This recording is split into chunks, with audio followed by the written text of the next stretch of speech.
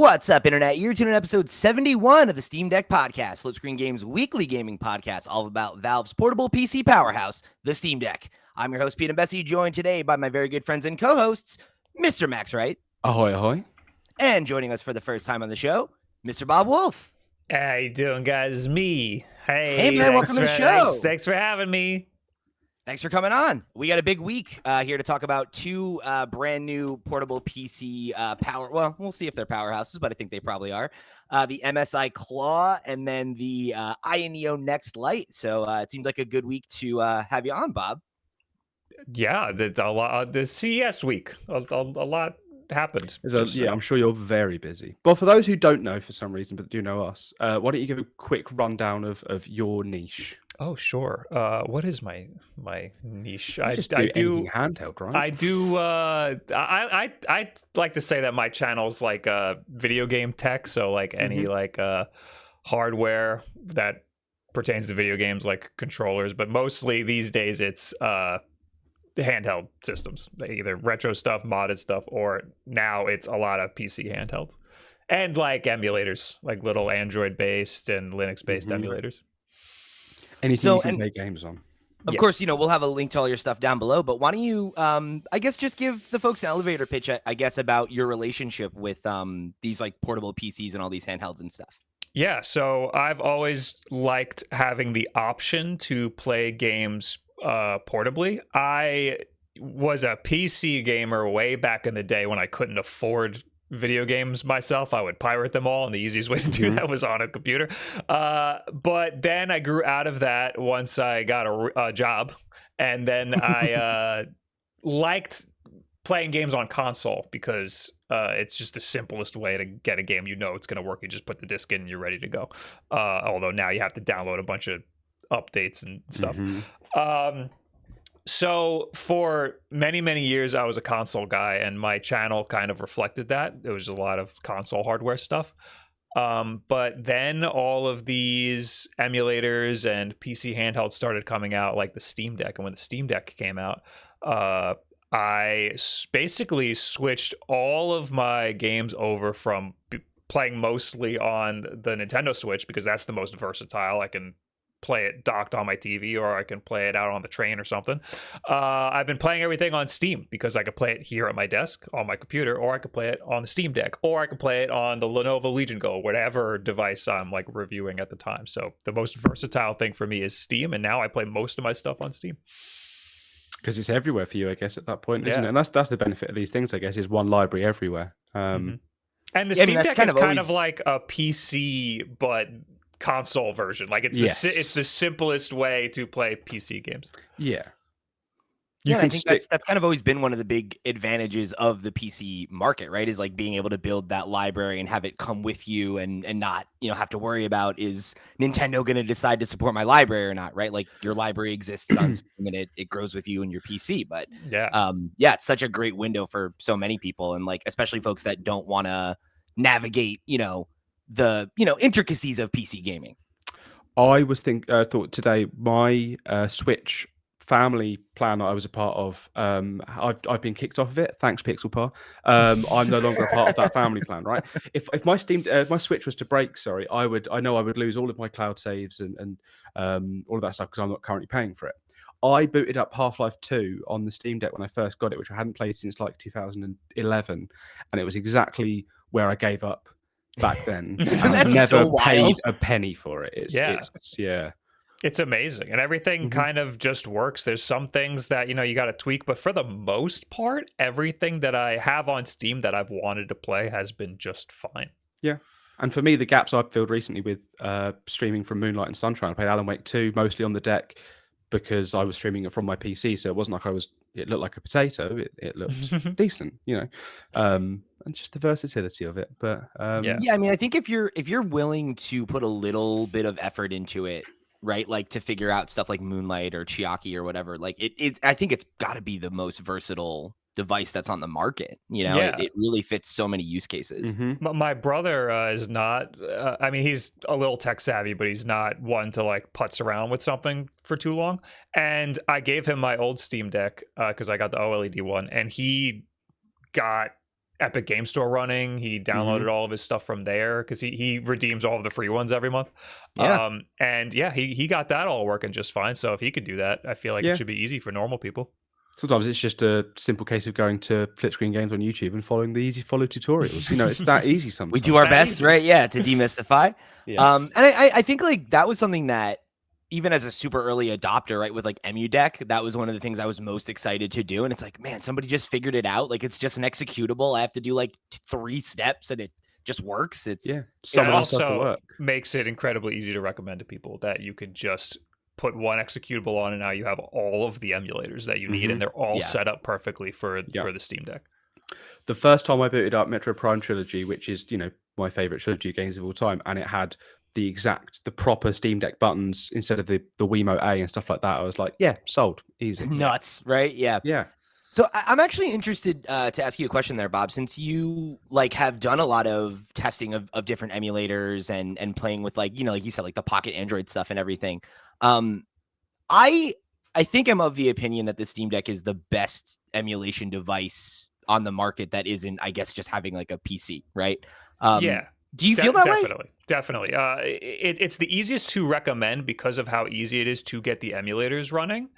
The only issue is the price, but for the price, like what, $400 for the baseline one still, right? It's still $400.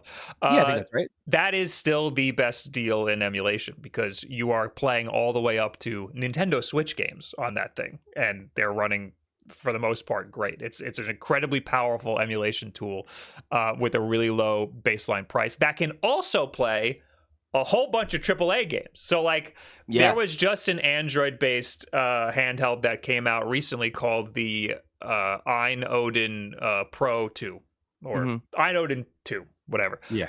That is incredibly powerful. It's one of the most powerful ones right now, and it can play Nintendo Switch games, but it is like $450. And for $400, you can get a damn Steam Deck that can play so much more than that thing can. And it's from Valve. It's like a real piece of hardware. So it's a lot easier to just recommend the Steam Deck. Unless you only want to play like Game Boy games, then you can get a pretty cool emulator for like $50 to $100 that has everything on it already. You don't even need to download EmuDeck or anything. So it depends on what you want. A friend of mine sent me one of your videos the other day and was like, "Does this look worth it?" And I was like, "I know that guy." But also it was the little clear. It looks like a Game Boy, but it's got the 4 buttons on the back. It was quite a recent video. I can't remember what it was called. Clear? 4 No, there's a buttons clear on the option, but there's also, you have the Game Boy colored one. It's got the 4 buttons on the back, the ZL, ZR. The Anbernic RG35XX That's Plus? exactly it, yes. And he was like, "Does this seem worth it?" And I was like, "Yeah, that does everything you want it to do, right?" And he's like, "Yeah." I was like, "Yeah, no brainer. Do it." Yeah, so that I love recommending the Anbernic RG35XX for things up to like Game Boy Advance because it comes with everything. It's very cheap and it's really cool. It's like a little tiny Game Boy and it plays everything really nice. I like the idea of having one of those. I've been thinking about getting one of those little tiny guys just to have something that I could like throw in a bag and not, you know, it's like I bring my Steam Deck everywhere, but it's huge. It monopolizes a big portion of your bag or whatever, right? I almost always have a Miu Mini original in my bag. There's a Miu Mini Plus, which is a little bigger, but Miu Mini is so tiny. It's like this big. It always has battery in it. I never charge it. It just always has something in the tank. And it's awesome. And it has my like saves on it. I just boot it up and I've been playing Mega Man X2 for like a year on it because I just leave it in my bag and forget about it. And the the Anbernic RG35XX is similar. I posted that video about the Plus, the iteration of the 35XX, and that one doesn't have any custom firmware yet, so that one's a little harder to recommend. Okay. I think the original might be a better option for most people, but eventually the Plus will be the way to go once the custom firmware people start making stuff for it. I'll let him know. So, you know, I'm going to jump ahead here because Max wrote into the show with his own question, and I think it's a good time to ask it. Max said, "Hi, guys. Love the show. I listen every week, and you're all so clever and informative, especially that one guy with the glasses and the hair." So shit. So me then. Me. Shit. Okay. All right. The one time. That was a bit. My question is for Bob. Your favorite handheld of 2023 was the Steam Deck OLED. Can you summarize why that was your favorite over, say, the ROG Ally or the Legion Go? Well, Now, before you answer that, I'm aware that is in the video, but this is in just right. is You just want to for make sure nobody gets to watch the video. You want to make sure that Yeah, you want to they see spoil the video. I this was and then I they was don't waiting for have the to click video, into the man. video. Right. I understand. I'll put a link here. You know, Thank you you. tell us Thank how you. much you want to share. All right, I don't So- want to blow up your spot. I did just say why I think the Steam Deck is a better deal than the Android-based and other Linux-based specific emulators, like things that are created just for emulators. But I think it's better than the Asus Ally and the Lenovo Legion Go just because it's got the Steam OS on it that acts like a console. It's the most console-like PC handheld. So you just turn it on and you have a great UI that's there already, and you just buy a game and then play it. Or you have something that you already bought and you just download it and you're ready to go. Something like the Asus Ally, you need to update it yourself. You need to set up Windows on it. You need to then download Steam and do all of that stuff. And you have to do it all through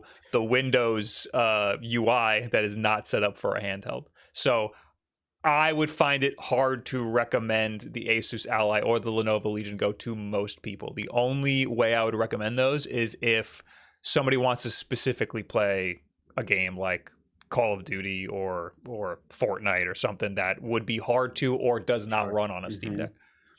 Game Pass comes to mind for things like that as well. Like, Yeah, I know people who install Windows just to play Game Pass games on theirs. That's a lot of the reason why I played the Asus Ally last year was because of Game Pass stuff. I was able to get it on there.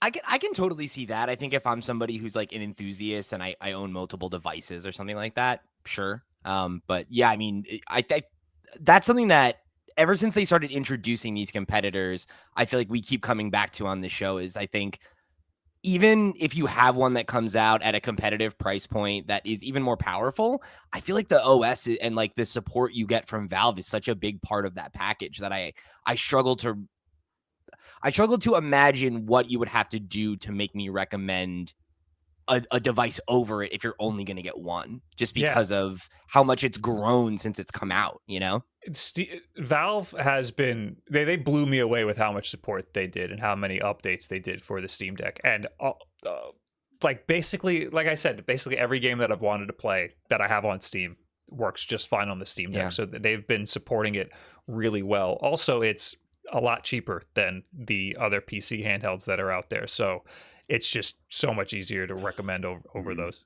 It's easy to start throwing specs around and start saying, "Oh, well, the Legion Pro's got this or whatever." But when it's sort of factored down to things like how easy Proton makes things and how the UI is just so much better, but then you also have the option of having the other modes, and also just the price of it. Yeah, I always say the deck as well, but there's a dedicated community making things for it too, right? Like you made the point about I forget the name of the device, right? But how this Ultra version doesn't live up to the original because it doesn't have the community homebrew stuff on it yet, right? And so in that particular case, the homebrew stuff was so good for the RG35XX that the company that makes it just started shipping it with the homebrewed stuff on it. Really? That's awesome. That's why I recommend that version, because you don't have to do anything. You just get it and it's got everything on it perfectly already. But Valve is also really receptive to feedback. I got the dock, right? I got the Steam Deck dock and I uploaded a video review of the dock. And I just bought it myself and just used it for like a week and then posted a video.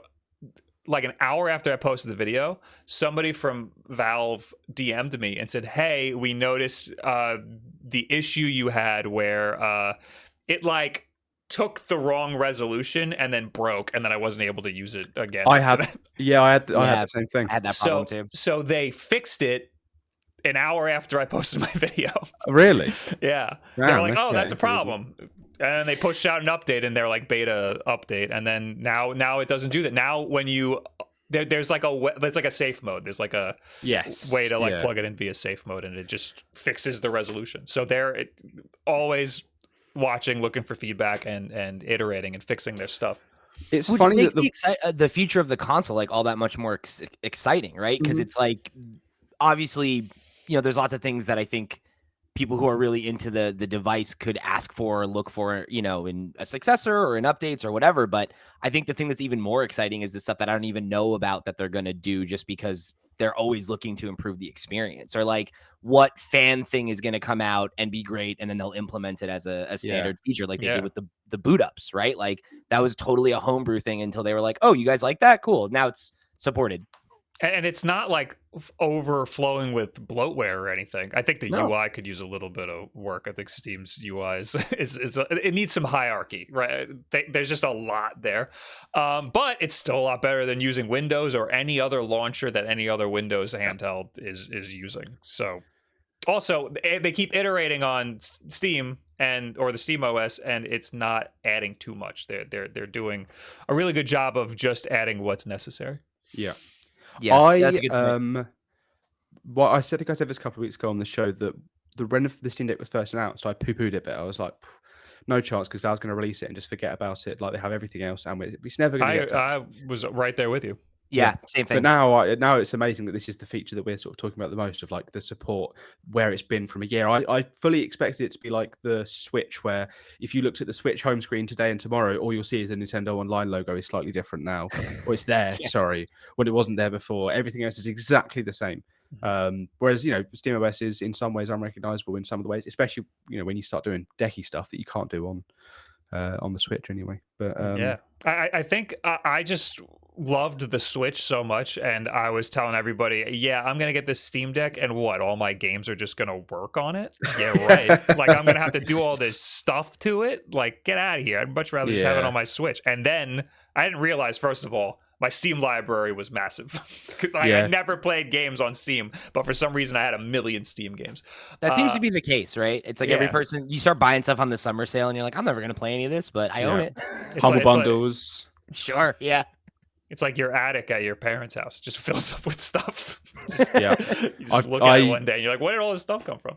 I've got like 400 games or something like that, and I can't imagine my completion rate is very high at all. But I do finish a lot of games, so just goes to show how big it is, really. And imagine my surprise when a PC game that I want to play just works. Yeah, totally.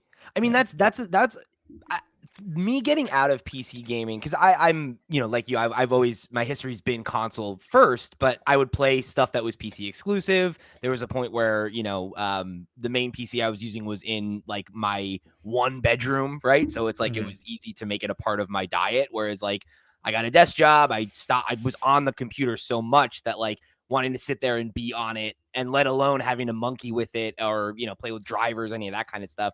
You get a point where it's like I want to use as much free time as I have to play video games, right? Not to optimize it. And the plug and play nature of the Steam Deck is like, I think, such an amazing Trojan horse for the the ecosystem, right? And how there are people that don't want to necessarily own and maintain a PC rig, but like they should absolutely be taking advantage of how sick Steam is, and how great the deals are, and how like all those great indie games that you can't wait to play on Switch are there a year earlier on your Steam Deck, And now you don't this need, is good. Like, again, my brother, I gave him my old Steam Deck, and he doesn't have a gaming PC at all. But he does have games on Steam somehow. So everyone does. Everyone this does. Is kind of his gateway to playing PC games, or games that he wouldn't be able to otherwise. And it's like, we've seen them with their efforts to like expand into, markets like Japan, right? Where it's like PC gaming is like kind of only gaining momentum in the last couple of years. And it's like handheld gaming is a huge thing there, right? And so you can totally see why that's like a great move there, and to just get more people like aware of how awesome it is to be in the Steam ecosystem just as a customer. Yeah, they have a lot of PC handhelds in the electronic stores over there. They got the 1X players in there, the Asus Ally, the Ayaneo. I saw all of those. That's awesome. So let's talk about the next one then, shall we? Yeah, there you go. I was gonna say let's talk about one of these new guys, because we got CES this week. So of course there's plenty of announcements in the world of tech. And MSI is finally going to be, throwing their hat in the ring for the portable PC. And this is going to be the first Intel-powered portable PC, to my knowledge anyway, right? That's going to hit the market. Yeah, I don't know. There must have been one before this. I know that I always get them confused. There's Ayaneo, and then there's Ein. Oh, so Ein was gonna make an Intel one, and I pre-ordered it, and then they said we're not making this anymore, and then I didn't realize for like a whole year that they just canceled it and had my money. Oh shit! So did you get it back? yeah, after like they wanted like more money from me for the AMD. I don't know. It was a whole thing. What? It was a whole thing. Like, we know that you gave us money and we didn't give you a product. I had to How would you email like to them give us some more money. I had to email them 4 different times, and the last time they wanted like $20 more for the newer version, and I was like, dude, you could have just given me the equivalent. Like 4 times I had to remind you that I need my devices. And then wild. I tweeted about it, and then they realized that I was the guy that tweeted about it, and then they gave me all of this stuff, and I was like, well, this doesn't change anything. Anyway, I got a lot of problems with that company. Glad that you fixed my problem as soon as you realized it could come back on you. Yeah, I didn't want to pull like the "Do you know who I am" card, because I also want to be able to like tell people, like, if you buy from this company, this is the experience, you know? Yeah. So I don't want to get any special treatment from these people, especially if I'm spending my own money to get it. But they tried to make an Intel thing. It didn't. They ended up deciding that it probably wasn't feasible for them, and AMD was a lot easier. So I'm excited to see somebody else try to make an Intel-based thing. I think the old GPD wins, like this is like the first ones they've done. I'm pretty sure some of them used to run on Intel, but I don't know if you can really categorize it as the same thing, as it was essentially just a tiny laptop. It's kind of like a precursor to what we have now. Yeah. I think this. Hang on, let me just. I'm lumping all of these PC handhelds that came out after the Steam Deck. I'm lumping those together. Once the Steam Deck happened, all of these now are in a completely new category, and there has not been a legitimate Intel one of those. Yes, like how music was always, it was either pre-Malone or post-Malone. There's no... That was terrible. I see what you was mean. like, right, who's Malone? Oh. Post Malone then. So this is the first post Steam Deck Intel in this category of what we now know to be handheld devices. Okay, cool. It's wild because, well, first of all, it was rumored to have 32 gigabytes of RAM, which I thought, why would you need that? That blew me away, but it only has 16, so I'm not as blown away.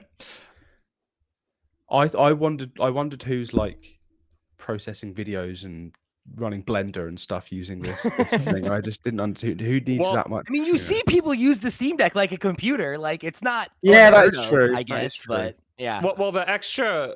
I think the RAM also counts as VRAM, and I think good point. And I think it helps get you a little extra boost in frame rate. Like the Lenovo Legion Go has a little bit faster RAM, which gives it that little extra frame rate boost. And I think this same thing happened with the OLED Steam Deck. The RAM's a little faster, so it helps get that extra 30 hertz or whatever. So something like that could happen here, but it's not. It's the same. It's basically the same as every Windows handheld we've seen so far, except it is Intel instead of AMD. Yeah. I don't know what that's going to mean for like support, because we've seen a lot of great support for the Z1 Extreme, because everyone's using it. I don't know how much support we're going to see from Intel.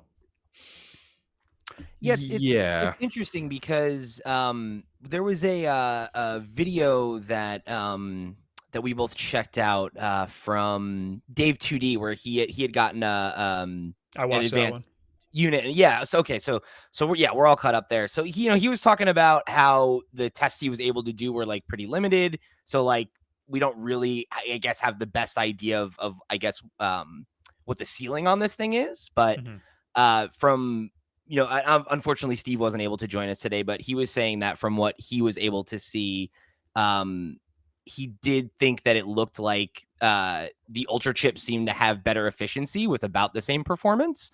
So, I guess there's an argument to be made there that you might be able to eke out a little bit more power with a similar spec unit with these, but it does have an incredibly powerful, like it's got a lot of power. It says 53 watt hour battery, but what is the TDP on it? It's like very high. Like the Asus Ally, I think, is only 30, and the Lenovo Legion Go is 35, and this is like 40 something, I think. Yeah, I think it going. Is it 45? Am I right in saying that? They have 3 separate performance modes on it. The extreme performance is pulling 45 watts. Yeah, which that's is crazy. You're gonna get 45 seconds of battery life out of it. Yes. Yeah. Extreme performance. To give you context, in case you need it, listener, dear listener, that means so the ROG Ally tops out at 30, the deck tops out at 15, right? So 45, obviously quite a bit higher than that. The other 2 settings, though, there's a super battery mode, which is 15 watts. That's the lowest. And then they have a balance mode, which is 30. The thing is, though, the super battery at 15 is the lowest that it can go. So that does limit your ability to underclock, which is something that Steve also called out that he wanted me to share, which is that, for example, with a game like Dredge, he was setting his deck to 6 watts and was able to get 6 hours of battery life out of the OLED because it's just not an intensive game. It doesn't need 15 watts, right? I've been slapping all my little Pixel games down to like 4 and just living the best life. And with the OLED, that's crazy because that battery's sick, right? So it's up insane. to 6 hours is great. It's insane that this thing's gonna. It can only do the minimum that the Steam Deck can do at its most. Yeah, that's nuts, ridiculous. Which I guess is why it's got a fat battery in it. But yeah, I'm also curious how long the battery's going to last. I don't do a lot of battery tests on these things because I just know that the battery's always going to be garbage, and I almost always just leave it plugged in when I play any of these things. A lot of people, when I tweeted about this, a lot of people were responding saying that Intel's run very hot and this thing will run very hot. But so I did see in Dave 2D's video. Yeah, go ahead. Yeah, no, it has a lot of fan holes, and there is a mode where it just blasts the fans like really loud. So loud. It's like it sounds like a like an airplane or something. And it has like 2 massive fans that'll click on. I'm curious how loud, because he was saying it's very loud, and the Lenovo Legion Go is insanely loud too. The Steam Deck could get pretty loud, but the Lenovo is crazy. So if this is louder than the Lenovo, I don't know how I'm gonna live. That's the one that blows your hair, right? The Lenovo. Go. Yeah, because it comes out the top. So it's like and it's so loud that it like gets picked up on the microphones and stuff. It's crazy. One of the things, just on go ahead, Max. No, go on. I was going to say, just on the note of the battery, one of the other things he called out was that if you're just comparing like the numbers, right, of like the wattage of battery that we have, the 53, in theory, it should be around 35% better than the battery life on the ROG Ally, but MSI is claiming it could be up to 50% increase. So that seems nuts. There's no shot. Up to 50%. And that was specifically for the 15 watt profile. Up to 50%, you're getting 15 watt profile. You have the brightness all the way down. You're staring at the desktop. You know, you're not doing anything on that. The thing's in sleep mode. The thing's 50% extra battery when it's off. Exactly. I actually, my Steam Deck hasn't made a noise in so long because every time something's slightly intensive, I'm just like, I'll just stream it. So my PC's up here just blasting away, and I'm downstairs in utter silence having a great time. But yeah, my Steam Deck usually isn't that loud. The Asus Ally is whisper quiet. Is it? Yeah. No matter what you throw it? Yeah, everything. Well, so it was at launch, and I think they changed it so they ran the fans a little higher because of the micro SD card issue, because a lot of people's micro SD cards would overheat and stop working. So they just ran the fans a little higher now. So now it's louder than it was at launch, but it's still very quiet compared to all this other stuff. Mm-hmm. Yeah, I reckon this is going to be a loud boy. Yes. It's also big. It's bigger than it looks a lot like the Asus Ally, but it's thicker and it's got bigger grips. So if you're a it looks nicer grip to hold. guy, you'll like it. Yeah, it's 675 grams, so it's actually heavier than the original Steam Deck, it's pretty heavy. Yeah. But it has the same sort of buttons, the same thumbsticks, the same screen as the Asus Ally, and it's got relatively the same shape, so it'll be familiar to people. It says here that it's got Hall effect triggers. Does that mean the sticks are going to be Hall effect too? That's where you'd want it, right? I assumed that was the sticks. Yeah, Well, I didn't clock that it said triggers because I either. didn't write this, I just copied it in. So unless the person who wrote it originally has got it wrong, I'm going to search MSI claw. Also, search why I'm supposed to care that the triggers are Hall effect. Yeah, like is that something that Oh often no, drift? the Verge says it has Hall effect joysticks too to hopefully okay. avoid any drift, any future drift. Okay, good. Great. So I have a bit of a controversial opinion on Hall effect. I just think that it's like a buzzword. Like it's a technology that people should utilize and look into, but I think people just use it as a buzzword, and there are still a lot of terrible Hall effect joysticks out there. So just because it's Hall effect doesn't mean they'll be good joysticks. It's perfect. Yeah, it just means it won't drift, right? It means it'll drift. It'll take a lot longer to drift. Okay. It doesn't mean it's like impervious to drift. It'll It'll just break take down another, in a different way. it'll be another like couple of years until it actually has any form of drift or something. Do you remember the GameCube Joy-Cons that someone made and they claimed that it would never drift? It was impossible to drift. Were they lying? Well, that's Hall effect. Yeah, it's the same thing. Yeah, saying never is, you probably shouldn't say that. Yeah, I'm gonna find if they did. I'm gonna sue them. I mean, there's the Gully Kit controllers that also have Hall. They were like the first Switch controllers to have Hall effect in them, and my friend Wood they drifted right out of the box. They were drifting. Really? Oh no! Wow. So, okay. Some promise. That might have been a software issue, but still, that's what I mean. It's like you can have crappy Hall effect sticks that aren't going to be as good as even a Joy-Con. You know? Sure. I only found out, this is slightly off topic, I only found out recently that the Steam Deck's dead zone is set purposefully to be massive to account for sort of potential drift issues. If you go and you try and calibrate them, it's set like to this huge thing. Apparently you can just get a little bit extra precision just by shrinking it right down until it's not red. You know, you go as small as you possibly can till it's not red to account for the natural sort of amount of drift you might have. Apparently you just get much more precision and it's sort of less input lag because you're not pushing it as far.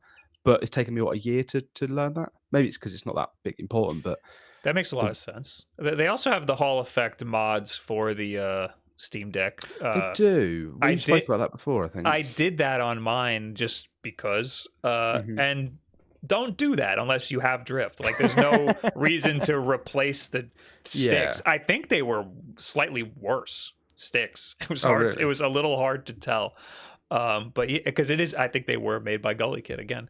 But yeah, don't fix a problem that you don't have, you know? Yeah, better to react than try and prevent something that you might never get. Yeah.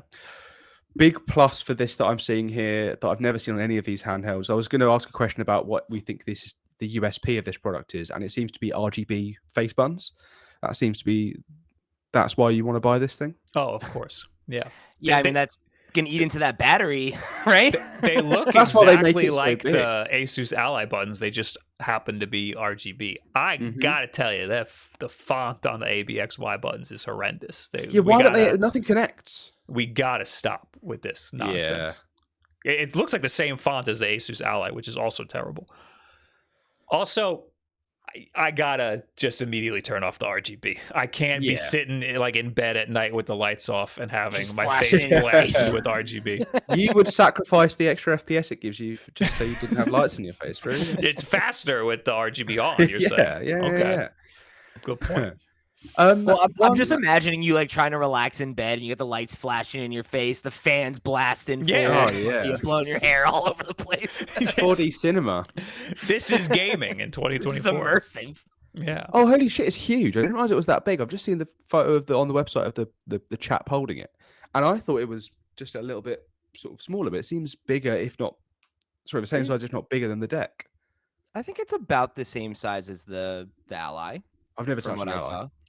It's definitely bigger, but yeah, I don't know how much bigger. What picture are you looking at? So above the RGB, are you on I'm on the official AMD website. Let me get her in for you. Not AMD, MSI. Let me send that to you now in the chat. I don't know if you'll be able to see that, but because in the I'll send it to you a different way, Bob. So I got it. Okay, I'm on it. So if you scroll down to where the exciting RGB buttons are, just above that, there's a chap in bed, and also he's hiding from his mum, and also just sitting in what could be probably Bob's living room, to be honest. But it looks big in it, bigger than maybe he's just got super tiny hands. He could be quite small. I mean, I'm a small-handed Steve always man, talks but about how he has the little tiny like Donald Trump hands, and he needs something that fits in his little claws. me So and Steve need to touch hands. I'm pretty sure mine are smaller than his, but that's an argument for another day.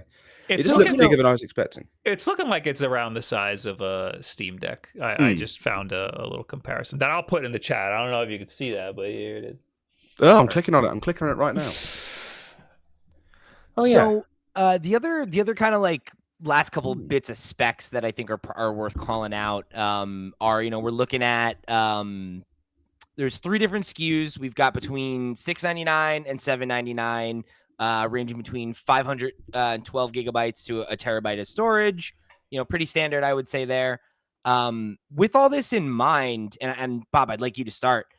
What do we think about this as a new entrant into this, you know, burgeoning handheld PC market? Like, is this doing enough to stand out from the competition, aside from the fact that it just, you know, essentially seems to be very similar to the Ally, but with a different processor and a couple other features? I'm concerned because we are getting a little bit of price creep. So the $799 version is the $699 version is the one with the crappier processor, right? Yes, I believe that's the case. Models range Yeah. from 699 to 799. Yeah, it's $699 is the worst processor. With their base tier shipping with the Car Ultra. Yes, okay. Yeah, I don't like that because I don't want to get the crappier processor. I want to get the good one. Like, so the Asus Ally has the Z1 and then the Z1 Extreme, and nobody likes the original, the baseline Z1 so much so that they can't sell them. They keep putting them on sale for like ridiculous sales. And it's possible this is like a similar issue. Like the performance might just not be there on the $699 version, and for $100 more, you'll get some decent performance out of it. The storage, I think, is fine. You could just, all of these have been really easy to upgrade, just like the Steam Deck. Although I did and this thing has a micro SD slot just like that, so it's same kind of, you know, simplicity. I did see Dave 2D open up the back, and I didn't see the M.2 drive. I didn't see it in there. It might be like behind the battery or something, but that would be a really terrible place. That would be a really terrible place for it. But I'd imagine it's relatively simple to upgrade that. So I think the base storage is probably fine, but still $799 when the the decent Asus Ally was what, $699, and the Lenovo Legion Go was $750 with the 1 terabyte. We're getting up there now. They keep going up to what, where the Ayaneo used to be, which is sort of, it was expensive, but it was because it was very niche. It was for a specific audience, and the Steam Deck came out and made that for the big audience, the masses. Now they seem to be sort of creeping up, but not adding enough in there that isn't just it's more powerful to sort of justify that. I think I think you're touching on something that I know Steve has said in a previous episode, and like we come back to whenever one of these gets announced, where like part of the problem is that these companies, like their business model is releasing products, right? So it's like they have to just keep putting out new versions with these small iterations that are, touting better power or better battery life or whatever. Whereas like, obviously Valve doesn't have that same pressure, but also, they can afford to sell us a Steam Deck at $400 or in that, in that lower price range, because they know that they're going to get us on the software, right? You're buying into the ecosystem, and that's where they really make their money. And about 30%. Yeah, exactly, right. And for these same competitors, that's just not the case. That's why I'm a little excited that these big names are jumping into it, like MSI and Asus and Lenovo, because I mean, they don't have the same sort of pull that Valve does, where they can make the money on the software, but they know hardware really, really well. And they, when they need to make an iteration, it will be a useful iteration. Companies like Ayaneo have like 14 handhelds a year, and it's getting ridiculous. Right. And they don't know. They're just firing things out because they need to make the money. They don't care. They're just shoveling stuff down our throats and hoping we'll bite on some of it. It's a shame that you can buy a product and then in a year they've released something better and you're not ever going to benefit Literally from that. before it reaches your door. Yeah. You'll buy it, and before it reaches your door, they will have announced the next one. That has happened to me multiple times on Retroid's a culprit of this. Aya or Ein is a culprit of this. Ayaneo is the worst offender of it. I think even Anbernic, the company who made the 35XX that I was just talking about, they literally, right after my video on that one that your friend sent you, right after that video, they announced the horizontal version. Right. So like you can't win with any of these companies. The Chinese and Hong Kong companies that fire out all of these handhelds just keep firing out iteration after iteration. Whereas like MSI and Lenovo and Asus, I'm hoping will have a little longer of a life between iterations. This is like last year when we sort of spoke about what's coming in 2023. I remember saying like it's a really exciting time right now because we're going to have, you know, there's sort of an arms race here of people wanting to sort of release this, that, and the other. Whereas now I'm at the point where I'm like, are we just going to keep seeing them do the same thing over and over again, but it's slightly more powerful and is it going to stay? Is it going to become stale? Are we going to sort of peter out? I wouldn't mind like a yearly release cycle. Like that's fine. Oh, like phones, yeah. Like that makes perfect sense. Yeah, yeah, because the expectation isn't that you're going to upgrade with every iteration, right? It's that you're going to jump on when you jump on, and when you hit a point where the one that you've been using is no longer meeting your needs, you'll upgrade, right? And it's like that's totally fine. It needs to be an upgrade that'll be useful to me. Yeah, for sure. Exactly, right, and not just this is just the next one. And I'd rather see, you know, more innovation than so much iteration that it's like I don't even know what product they're on at this point, right? Like it's like the one that I reported on 6 months ago is obsolete. That seems crazy, you know? And then you're going to have to you know, these things are supposed to make it so you buy it and you're in the PC ecosystem by buying a console essentially. Whereas eventually there's going to be so many of these that you're then going to have to start learning what all of the different you know, numbers mean after it's too much like buying a PC. It becomes a PC. It's like, oh, do I need to get the i3, the i7, the 1650? Why is the Ryzen 5 somehow better than some of the Ryzen 7? That's why it was a little cool that they were all using the Z1 Extreme because it was like, you know what you're getting. But now we got an Intel one, and we're going to start seeing all this complicated stuff come out. Yeah, can't wait to see more spreadsheets. Can't wait to see more spreadsheets on pages. Maybe this will come out and everything will just run fine. I mean, that's the best case. I don't know.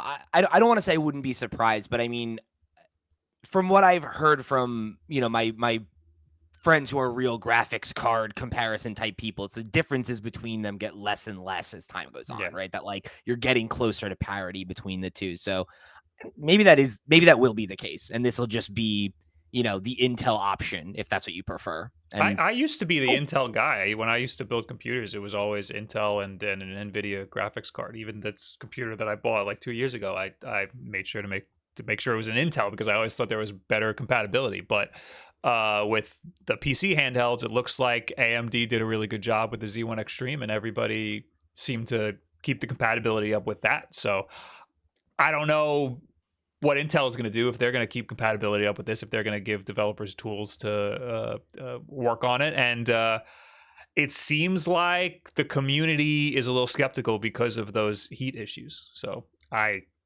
don't know. I'm a little out of the PC market recently. I wonder if Nvidia, Nintendo, you know, if their deal with Nintendo sort of gives them a bit of leeway, and if they start pumping out things, because they, you know, the Switch is born from leftover Shield TV stuff, right? Are they going to start pumping out more stuff? Are we going to start seeing more things from them as well, maybe? So, just to really fuck with it. But I wouldn't be surprised if part of their deal with Nintendo is that they don't release a competitive product, right? It's that like they collaborate on what the next Switch is. So we're in a really weird time because a lot of you know, every PC out there was a CPU, GPU, and RAM, and you know, and a motherboard and whatever. But Apple was like, "Screw you, Intel. We can do it better if we do everything ourselves." And then NVIDIA and AMD are like, "Wait, we do that. We have CPUs and we have GPUs, and you tell me we could put it together and it'll run good. So they're starting to do that, and then Intel jumped in too. They started making GPUs last year, or releasing GPUs last year, and I think they just announced their own all-in-one chip that does everything. And apparently it's horrible, but I think it's possible that NVIDIA does jump on that. They do it with phones already, so they do have a very similar architecture that could do it. I don't know if it could run Windows. Maybe they might try a Steam OS type deal. Yeah, I mean, that's actually leads into a question I had for you when I was sort of putting this together, was that, seeing as you've used all of the PC handhelds that exist in some capacity, really, like where do you land on them all choosing Windows, or the fact that Windows in its current form seems to be where everyone's landed? Do you think that maybe they should be embracing Linux more? Do you think maybe SteamOS should become more of its own thing, or that they should try making their own version of it, just using these things like Proton, which are out there and available to use? I think they should use whatever's going to get the game to run as best as it can. I do personally like that that a lot of them are Windows, because it gives me a reason to use them over the Steam Deck. Like, Yeah. if a game's not going to run on Steam, I'll just get it on my Asus Ally or my Lenovo, or soon the MSI. But I do think it would be a better sell for some people if it was Linux based or has Steam OS. I just think that these PC handheld companies need a better UI, and I think that Valve kind of nails that. So maybe just ship it with Steam Big Picture mode.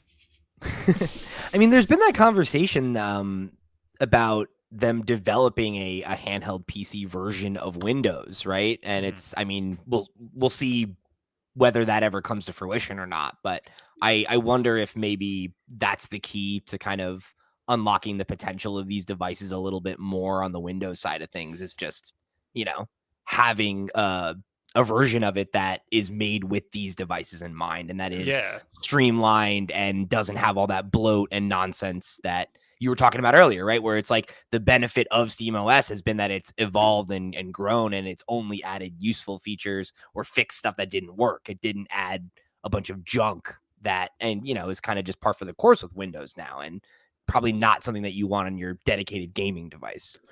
Yeah, I think that you're 100% right. I think that the MSI is interesting because it's completely different and Intel, but everything else lately has been more or less the same. So it's easy to recommend the Steam Deck, like I said before, because it's just Steam and everything just works. The Asus has their own launcher, and that's kind of like garbage. The Lenovo Legion Go is worse, has a worse launcher. MSI, I don't trust them to make their own launcher. So if Windows itself made their own handheld version, I think that would help a lot. It would still be more money to buy a Windows handheld than a Steam Deck, but I think that's something Windows needs to do, or else they're not gonna. Xbox, I don't want to say they're struggling because it's Microsoft, but in the console wars, they're not doing too hot. So if they'd lean into the PC stuff a little more, I think that'd just be great for everybody. Yeah. Particularly with their whole strategy, right? Of like, hey, like we're decentralizing selling the box, and we're more trying to push you entering the Xbox ecosystem. And like they had that kind of loose association with the Ally, right? And it's like, it would be cool to see them double down, come up with a handheld PC, launcher, and then be able to be like, hey, so we don't have our own handheld, right? But every single one of these, Game Pass works on it right out the box, and it's perfect. And it's like a plug and play experience like you enjoy on the Steam Deck. Like, I think that would be such a huge boon for them, and like definitely something that you could see greatly increasing the value of Game Pass for the people that already have it, but also potentially bringing in new people, and like being a super valuable proposition. They're the only other ones that could compete against Steam in the handheld market, because they could just make the money on the software. They don't have to make it on the hardware. They could make the Game Pass machine, and Exactly. even with their strategy of wanting to do cloud, or their sort of the leak strategy that we saw last year of wanting to push more into cloud or become the cloud people, you could have tiers. You could have a weaker one that still has Windows on it, and therefore they're still getting the money for it, but it's made in such a way that you can just go on the cloud and start playing games easily without having to use Android because you're using like Windows. have it work similarly to like what the vision is with the Samsung app, right? Where it's like, okay, yeah, like it's basically just running off the power of Game Pass, and it's using the what it needs from your television. Great. You could have a super cheap device that is just streaming Game Pass to that device, and then you have a more expensive one that does have enough onboard memory and power to like download your games and, you know, use them on the go when you're offline, like you would want with the full, that's the full promise of Game Pass, right? You hope that they get there. I think that would just be and it would be interesting too, because I think it would be something that I would want to see Valve react to, of like, oh, like that is a legitimate value proposition for our competitor. What do we do to respond to that? Yes. Right? Like that's always going to be where we get the best stuff from them. I think the only time Steam or Valve would have an issue or feel like they need to react is if they made a smaller, low-powered Windows machine for streaming stuff. Because otherwise, if you're getting an MSI Claw, you're gonna be playing Steam games. So like Valve wins no matter what. But if it's low-powered, you're not going to be streaming. It'll be marketed towards streaming Game Pass stuff, and that will be what most people are going to get it for. So that would be the only way that I think that they would be shaking in their boots. Otherwise, they got PC handhelds nailed down. Yeah, it's just not going to be $400 like the Logitech G Cloud is for some reason. Yeah, that's the streaming Game Pass machine. So speaking of Steam OS, I wanna jump into our conversation here about the Ayaneo Next Lite, which is allegedly the first third-party PC handheld using Steam OS, but not quite. But before we do that, let me remind you that this episode of the Steam Deck Podcast is brought to you by our Patreon producers for the month of January. They are, of course, Arnold J. Rimmer, Christopher Valenz, Earth Visitor, Gabriel Hasselmeyer, a.k.a. Sobi, Snackago, Steve Stompy, Susan Likes Cats and also Boobies, Ty the Dude, and Wakahula. Thank you all so much for your support over on patreon.com/flipscreengames. You're all the real so the real, and we greatly appreciate your support of this and all of our sister shows. Remember, if you want to go and check out any of those sister shows, you want to get involved in the community, or you want to show your support just like they did, you can do all that and much more by heading over to our website, flipscreen.games. However you choose to get involved to show your support, we thank you for tuning in to another episode of the Steam Deck Podcast. Okay. I was really checking out. I was watching Bob's face for when Susan Likes Cats and also Boobies got mentioned, and there was the reaction I expected. It's like Susan not only supporting the show, but supporting me emotionally by giving me that joke every week. It's incredible the work that you're doing. So that is their name. That is their name on Patreon, and that's what you get as a Patreon producer. I got to read your name, and this is the first person who's ever really taken advantage of that and what they can make me say, and I love it. Apart from Steve's dad, it sounds like everyone else has to step their game up. Everyone else has to. I think so. Weird stuff. Yeah. Get a weirder name, everybody. If your name is normal on Patreon, stop giving them your money. Make your name weird. Don't do that. Don't do it. It's a challenge to anyone listening who's not a Patreon producer to then become a Patreon producer so they can have their stupid name read out. Yeah, that's true. That's true. You can let me know what you like. So next week, if your name is normal, he's just not going to read it. That's the All right, so let's talk about this Ayaneo Next Lite, because this thing got announced, right? This is a new kind of budget-friendly option in their next lineup. It's that's budget friendly. According to Ayaneo. Yeah, it's as budget friendly as they can get. And it was kind of being billed as the first third-party handheld PC that would have SteamOS on the system, right? Which obviously got a lot of people talking. But then, of course, we had Gaming on Linux reach out to them for comment, basically, and Ayaneo responded and gave an explanation of what the actual OS is that's running on this device. The SteamOS pre-installed on the Next Lite is adapted and optimized by Ayaneo based on Holo ISO. Users also can install Windows systems by themselves after purchasing Next Lite and download Windows drivers from Ayaneo's official website.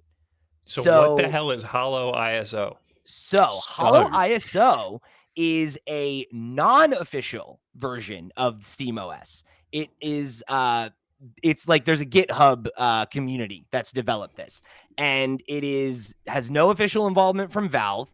It's free to download, and it's a Linux distribution. And the goal of it is it's designed to function exactly like SteamOS does, but it does have a couple pretty serious omissions, right? You don't have the ability to adjust your TDP. So that's, like the over and underclocking we were talking about earlier. I'm sure Ayaneo would put that in if they're they say that they're doing their modified version, right? So potentially they'll have that support. And then frame rate settings as well is something that's not included in the base version. You imagine Ayaneo will probably have that supported as well. But worth pointing out. So it's not to say that it's, like a bad knockoff or something like that, right? It's not Valve supported SteamOS. It is a community created open source version of it that attempts to emulate it. And from Hollow ISO, they have a breakdown on their website talking about like what the goal is, and basically they say the goal is to take SteamOS attempts to bring the Steam Deck SteamOS Hollow redistribution into a generic installable format and provide a close to official SteamOS experience.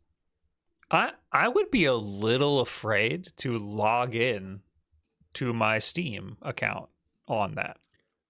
I maybe, but I guess if it's just a Linux distribution, people probably log into all sorts of things. It's just a skin on Linux, right? It's just it's their skin, Yeah, that's true.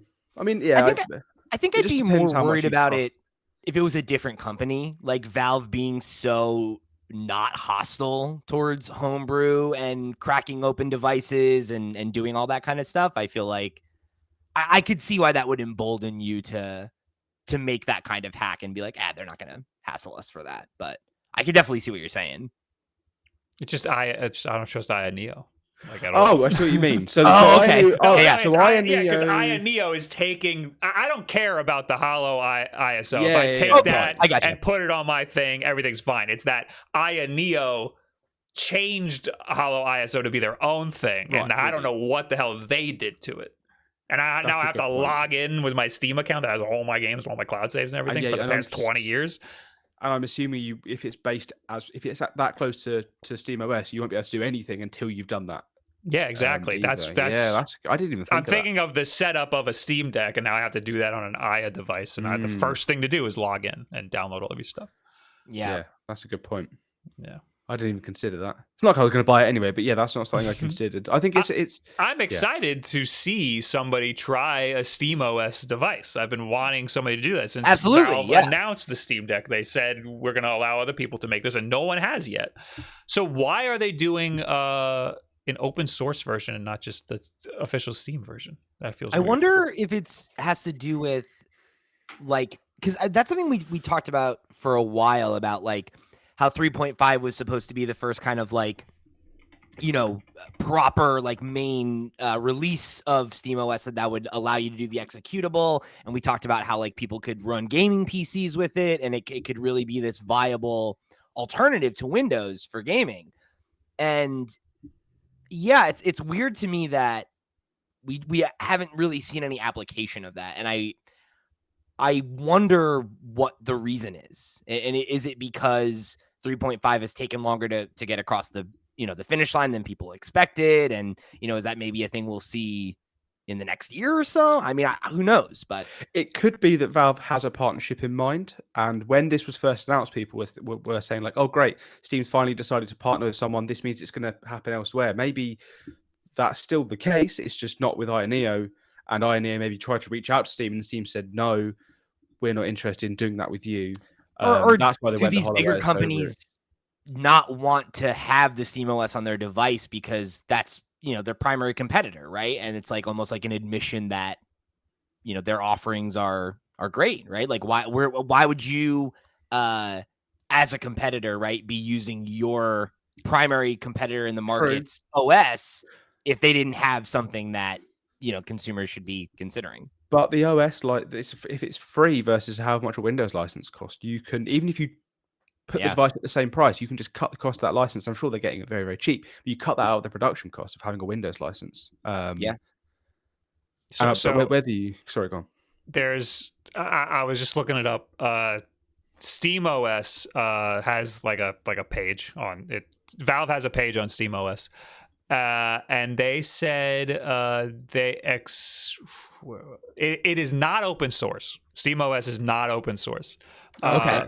And it ships with our Steam client program, which is proprietary software in addition to proprietary third-party drivers. In the Steam OS standard configuration, the Steam client program serves as a user interface and provides connectivity to our Steam online servers. That being said, you can still access the standard Linux desktop. So Ayaneo probably wouldn't be able to mess with it in order to get it to work on their specific hardware, so they would need to use, I guess, a open source version, but or I guess run it out the box, right? Like you'd license it like any other. So here's another thing. I found another page for people who want to sell Steam devices, and it says you need a license. Okay, so there is still a license. Okay. But it says you need a license to distribute it, which I guess you're doing if you're putting it on a device. That makes sense, right? Yeah, you're selling a device that has it on it. That's technically you're profiting from distributing it. So I guess that would be where they draw the line. I'm thinking even using an open source version, I'm thinking is still breaking the license of SteamOS. You'd have to pay the this license is skirting around something that can't be skirted around. I'm thinking we're about to see a cease and desist. You think so? Oh shoot, yeah, you make a good point, because I mean, one of the things here too, right? Like at the top of Hollow ISO's GitHub page, they have like a breakdown of common questions. The first one is it official? No, but it may as well be. 99% of the way there. Most of the code and packages are straight from Valve with zero possible edits, and the ISO is being built this seems like it's a rootfs bootstrap. I think that's as all Hollow ISO installations run. That's probably just a computer phrase that I don't understand. But point being, so that sounds like a hodgepodge of Steam OS and Hollow ISO. Yeah, I mean, the way that Steve was explaining it when we were chatting offline was that it is basically they're taking all of those packets and then they're the ones assembling them, right? So it's like, I think if you're using it in a non-commercial capacity, right, like it totally falls under the same usage that you would if you were just using it, like as a private user. But I think were you reading on the Steam? Were you reading on Ayaneo's page, or were you reading on the Hollow ISO GitHub? That's the Hollow ISO GitHub about is it official. So my point being there, right, is that like I think to your point, if I'm a regular user and I'm downloading Hollow ISO and using it, you're not violating those terms. But I think Ayaneo is effectively taking what is 99% of the way there, SteamOS that's been assembled by users and then modifying it, and then that makes it different. You're still using their code. Hollow ISO is distributing SteamOS, right? Exactly. And that is a direct that's a violation. So this, first of all, this Ayaneo device is not happening. It's not launching with SteamOS at all. I guarantee it. And then Hollow ISO is going to get caught in the crossfire, and they're going to get a cease and desist. That's what if I'm any of that calling happens, where you have to come back on so we can discuss the fallout of that. Sure, absolutely, yeah. You got to come back on and brag.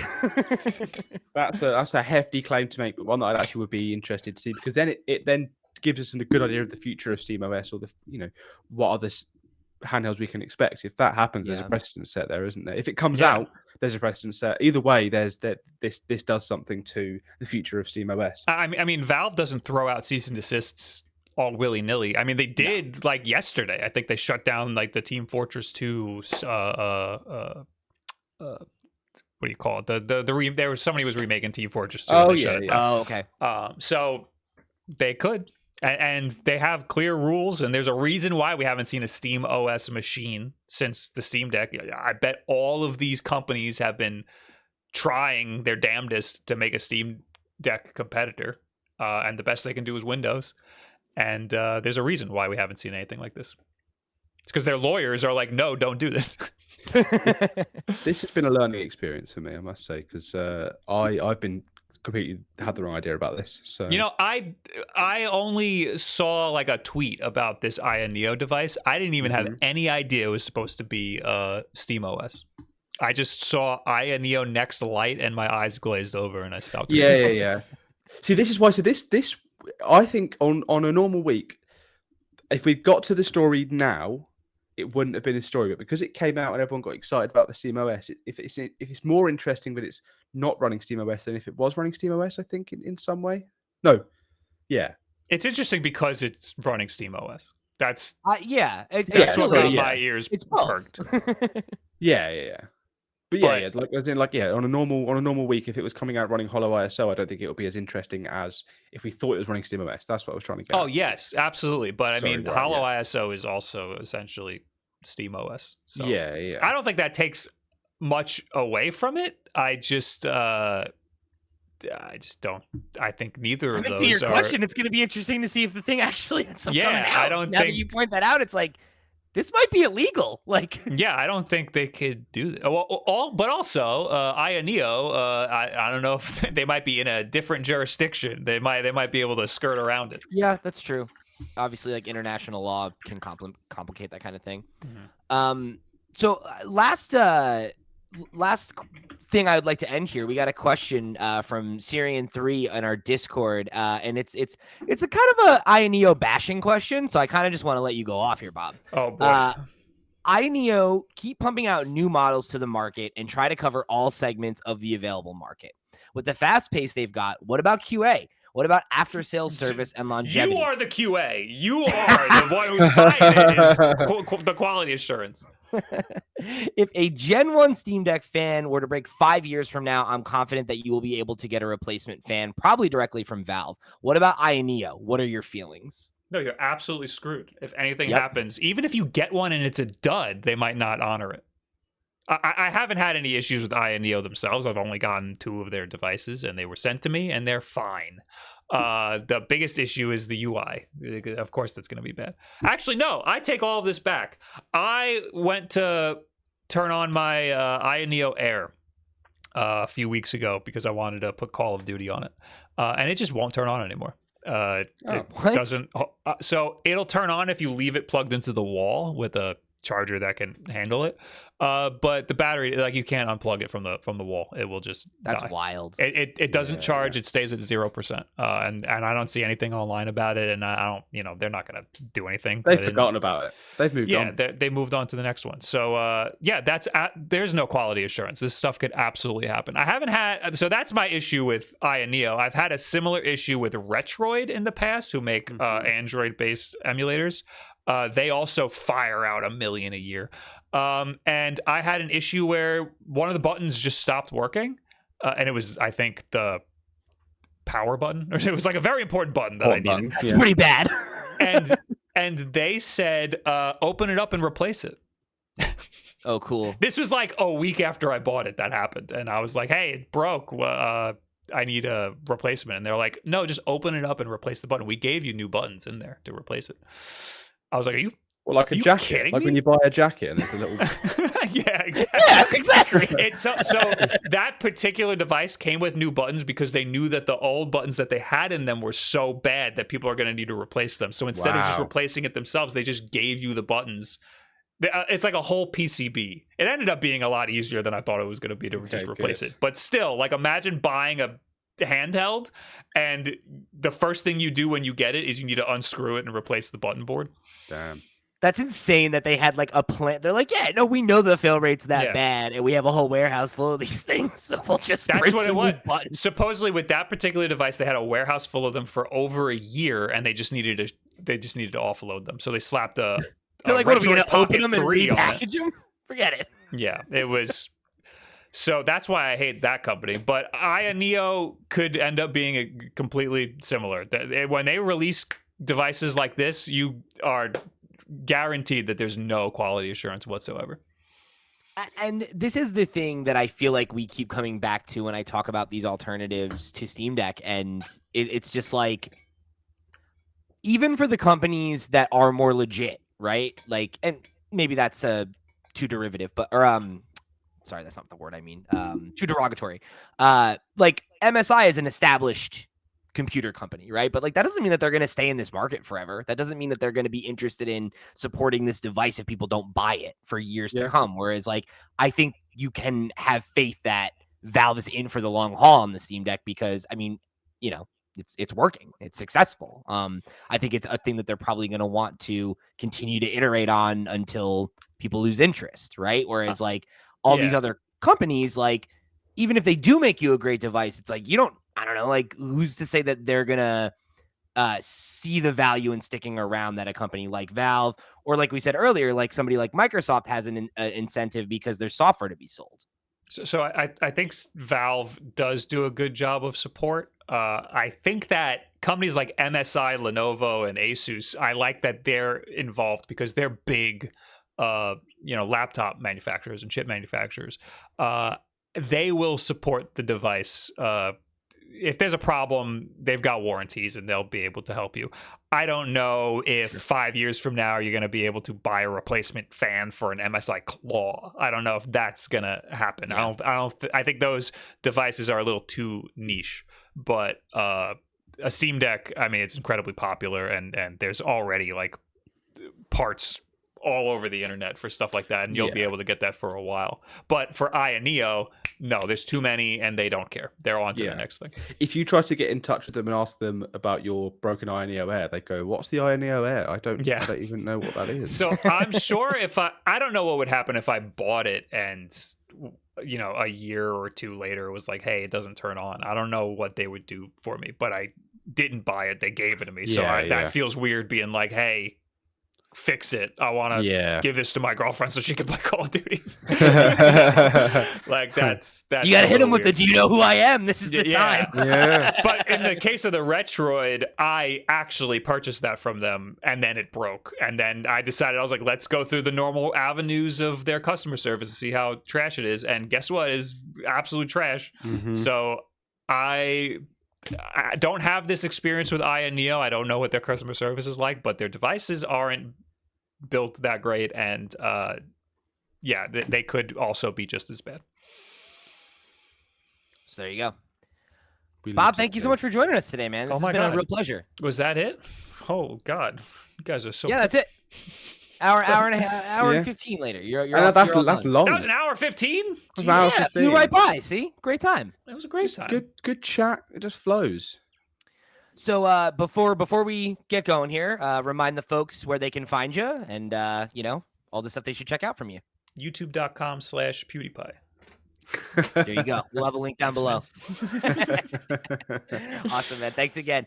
And remember, if you guys want to show your support for us, you want to subscribe to the show, you want to get in touch, you can do all that and much more over at flipscreen.games. That's our website where you can find all the ways to get involved in the community or show your support however you choose to do so. We thank you for tuning in to another episode of the Steam Deck Podcast. For the crew, I've been Pete. He's been Bob. All the way over there has been Max. We'll see you next week. Thanks for having me. Bye.